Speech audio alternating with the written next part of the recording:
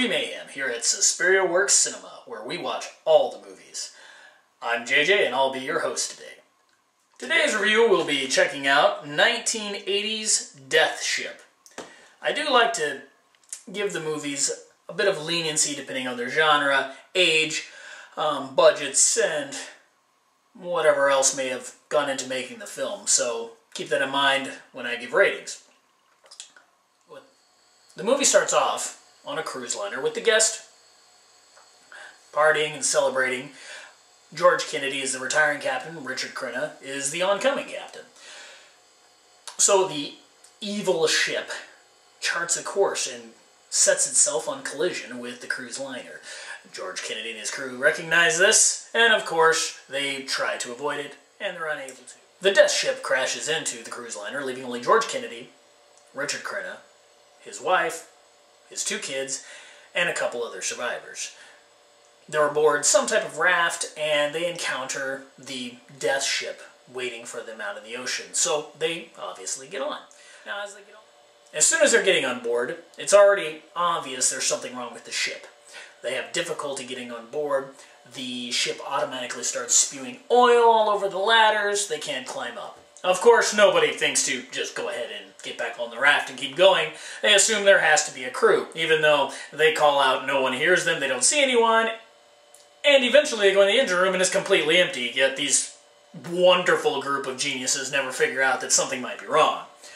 One of the interesting first deaths is a guy gets wrapped around a rope, craned up, dipped into the water, back out of the water, all the way up, and then dropped down to get sucked under the boat. And no one at any point finds this extremely strange. If the ship weren't possessed, it's obviously housed by an insane crew, and you should probably get off the boat. But, of course, they don't, and we wouldn't have a movie if they did. So, continuing onward, the crew rummages around. The movie's... There's some nice atmosphere of the ship itself. The ship looks creepy. The ship has a good vibe. Some of the set pieces are nice, but the pacing is so slow. And not just slow by modern standards, but slow even by the 70s, 80s standards. You find yourself constantly waiting for something to happen.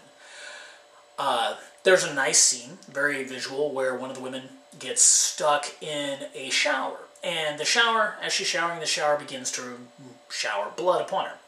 Visually, very stunning.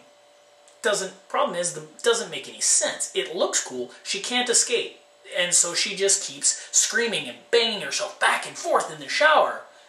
But it's just showering blood. Eventually you think she would stop.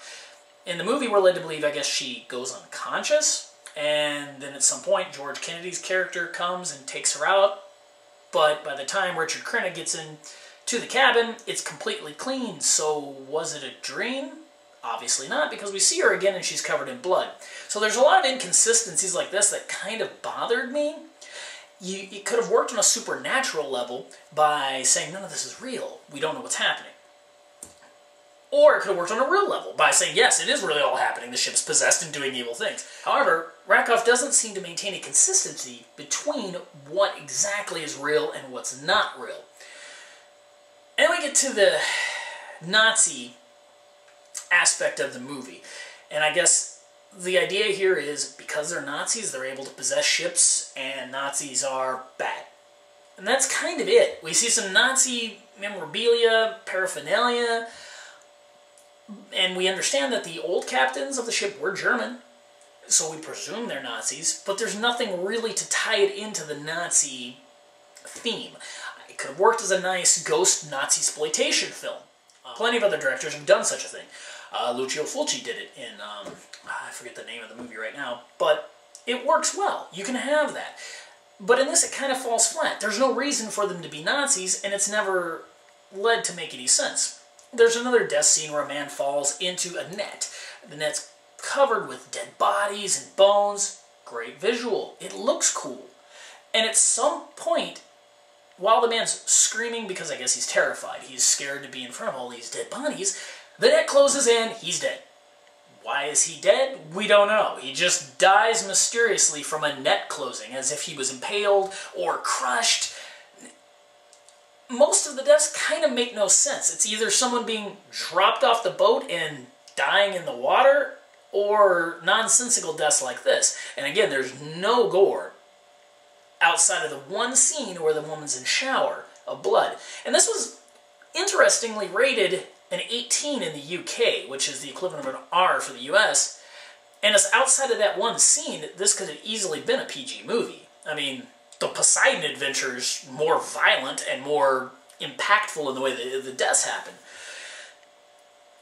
All this brings us to the end of the movie, which the end of the movie is the biggest problem to me. This is a made-for-TV, happy, feel-good movie. The bad guy gets his, and the whole family escapes, smiling and off in the sunset. And it doesn't have that victorious feel like Jaws, or even a Jaws 3 does. This is more of a... This is more like a Family Robinson movie ending, and that kind of disappointed me.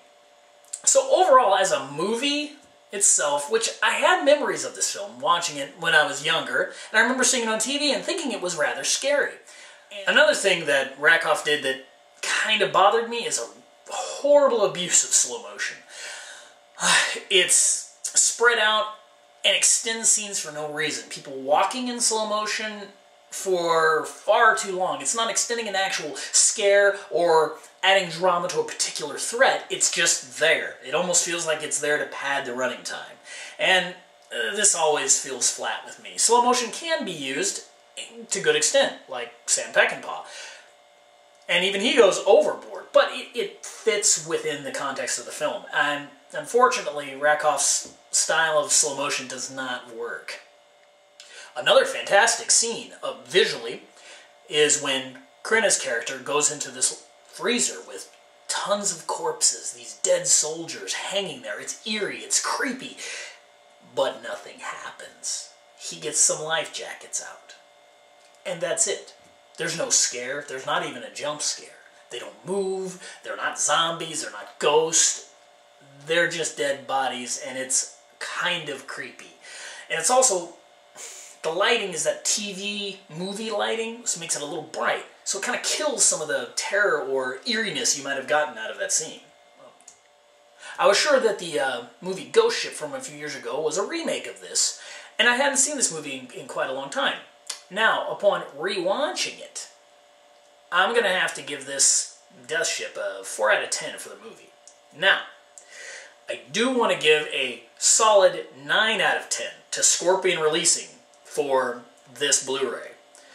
This movie's old, obscure, and this thing looks fantastic. I mean, it's a fresh, beautiful print. It looks like you would have seen it in the theater yesterday. So, as far as releasing, they get a big thumbs up.